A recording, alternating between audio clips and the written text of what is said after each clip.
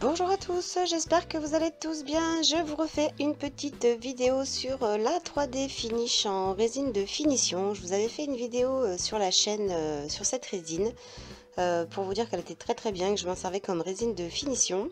Et je sais que vous êtes pas mal à m'avoir dit que vous aviez essayé mais que pour vous, vous n'étiez pas convaincu et que vous n'y arriviez pas.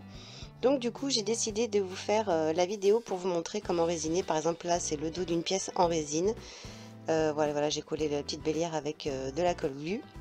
Ce qui n'est pas trop recommandé parce que la colle glue attaque la résine, mais bon, donc une fois qu'on remet une couche de résine, on ne voit plus rien. Donc voilà, je vais vous montrer en temps réel comment utiliser la 3D Finish. Donc c'est une résine à prise ultra rapide, c'est une résine qui est faite normalement pour tout ce qui est impression 3D, c'est-à-dire pour vernir, protéger les impressions 3D, pour ceux qui font de l'impression 3D, ce qui n'est pas mon cas. Et donc je vais vous montrer vite fait comment l'utiliser. Donc en fait le ratio c'est 100 pour 50, donc moitié de B pour le A.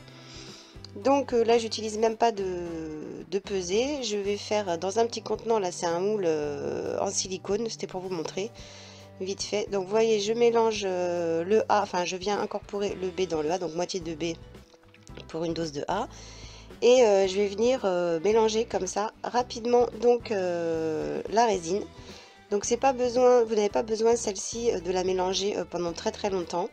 Donc vous mélangez un petit peu bien évidemment les deux composants et on va venir déposer tout de suite la résine sur notre surface que on a envie de résiner. Donc soit une pièce en polymère, ici c'est une pièce en résine. Je vous ai déjà fait la vidéo sur comment résiner les pièces en polymère. Voilà, moi j'utilise la 3D Finish pour sa rapidité. Elle prend en moins de 4 heures. Enfin, entre 4 et 6 heures, ça dépend de la température de la pièce. Là, en ce moment, je vous avoue qu'elle prend rapidement. En 4 heures, ma pièce est résinée. Donc voilà, une fois que j'ai fait mon petit mélange de résine, je viens le déposer au centre de la création. Voilà, donc c'est une résine qui est assez épaisse, parce que normalement, c'est une résine pour vernir. On l'utilise avec un pinceau. Donc, comme elle est à prise ultra rapide, vous allez voir qu'au bout de 10 minutes, elle va commencer à devenir un peu effet miel. Gélatineuse, donc du coup il faut se dépêcher pour résiner ces pièces. Donc pas la peine de faire des grandes quantités, vous en faites comme ça une toute petite quantité pour à peu près au visuel la pièce dont vous avez besoin de résiner, donc pas grand chose. Et ensuite on va venir étirer la résine sur les bords de la création. Donc comme elle est assez épaisse et assez visqueuse, plus le temps que vous la travaillez et tout ça, elle va venir se poser sur les bords. Donc il y a pas mal de gens qui me disaient aussi qu'ils avaient des soucis de rétractation.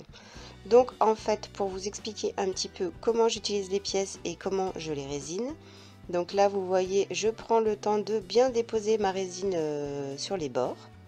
Voilà, là c'est en temps réel, hein, j'ai pas du tout accéléré la vidéo pour que vous puissiez voir. Et donc voilà, je pousse ma résine sur les bords, un petit peu partout.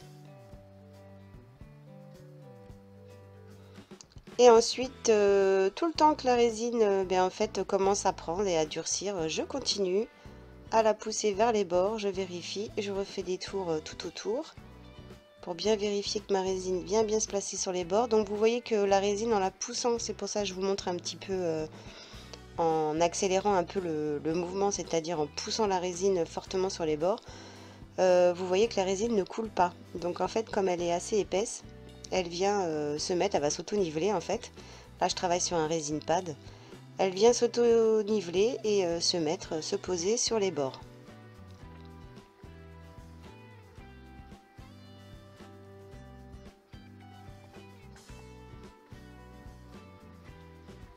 Alors effectivement, il faut prendre 5-10 minutes par exemple à bien étirer votre résine comme cela.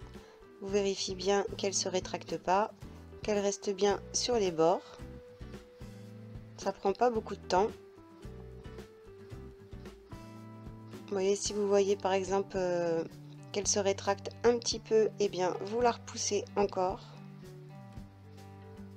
Si vous avez des bulles, vous pouvez passer une flamme, voilà, je vous montre, vous les tirez bien sur les bords.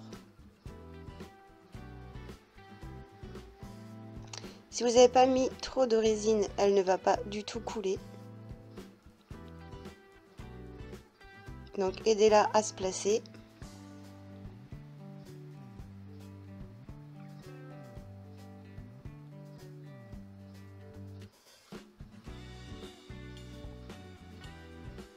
jusqu'au moment où vous allez voir qu'elle va commencer à catalyser et donc à devenir vraiment plus qu'un effet miel.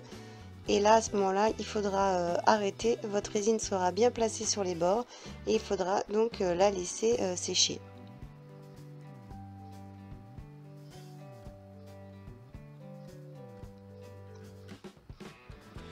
Donc là, vous voyez, elle vient d'être résinée, elle n'est pas encore catalysée. Donc par contre, vous voyez, là, on ne peut plus du tout la travailler. Donc gardez un petit peu de résine, toujours comme ça en testeur. Ça vous permet dans les fonds de gobelet ou dans les fonds de verre en silicone, vous voyez, ça vous permet de voir à peu près votre résine comment elle est. Donc là, bien évidemment, on ne peut plus du tout la travailler, vous l'aurez compris. Donc là, elle est posée et il ne reste plus qu'à attendre pour voir le résultat. Ce que ça va donner à peu près, je vous dis, bon, allez, comptez 6 heures et vous allez voir le résultat.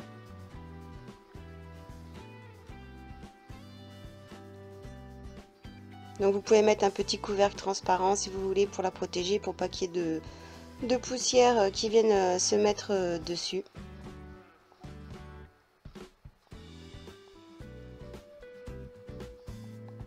Donc là, vous voyez au niveau du test, ma résine, elle est dure, elle est complètement prise, durcie. Pour nettoyer le moule, je la mettrai dans de l'eau, je le mettrai dans l'eau savonneuse et voilà, ça partira très très bien, ça se décolle. La résine de colle n'adhère pas du tout au silicone. Et donc voilà ce que ça donne pour le pendentif. Donc vous voyez, une fois que j'ai arrêté de poser ma résine sur les bords, elle est venue complètement se caler sur les bords.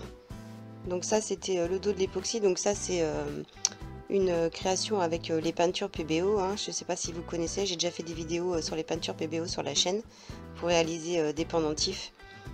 Donc voilà ce que ça donne, ça c'est les effets des PDO, donc ça c'est le côté brillant de la résine époxy sur le dessus. Et le dos c'est avec la 3D Finish.